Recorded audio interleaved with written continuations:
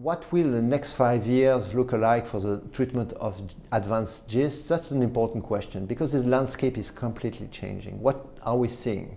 We are seeing ripretinib with such outstanding results for patients in 4th+ line. We can anticipate that probably this treatment and other treatment of this class will be active in earlier phases of the treatment of advanced GIST. Probably this class of agents will become standard in earlier lines. The next question for me is really what about first-line metastatic phase?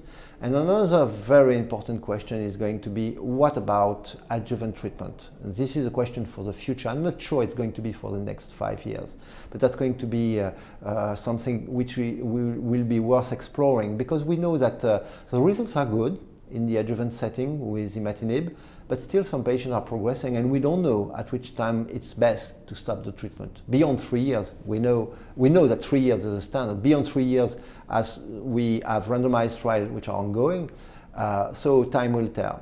Another important aspect is that some GISTs are equipped with mutation outside KIT and PDGF receptor alpha, NF1, BRAF, and TRAC.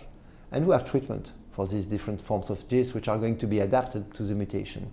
So imatinib will not be a one-size-fits-all treatment for patients with GIST. This will be probably much more complex in the future. I think the next 5 years for the treatment of GIST are going to be very interesting. You know, there's also the blue drug that is coming out in avapritinib, and I think that we're going to start actually doing a good job of matching the specific point mutations to the right drug. And so as we move forward over the next 5 years, it may turn out that if you have a point mutation at position 7 as opposed to position 11, you may get a different drug in a different order. And so I think that we're going to get into this whole new molecular understanding of what patient gets what drug at what time and in what order. And so I think that this is a field that's still moving forward very quickly. And it's actually an exciting time to be a gastrointestinal stromal doctor because you actually are beginning to not only just drug KIT, but you're drugging that KIT. And so with the new drugs having new specificities, as they're really not equal drugs. It's not just going to be this one and then that one. It's going to be this patient gets this one patient gets that one.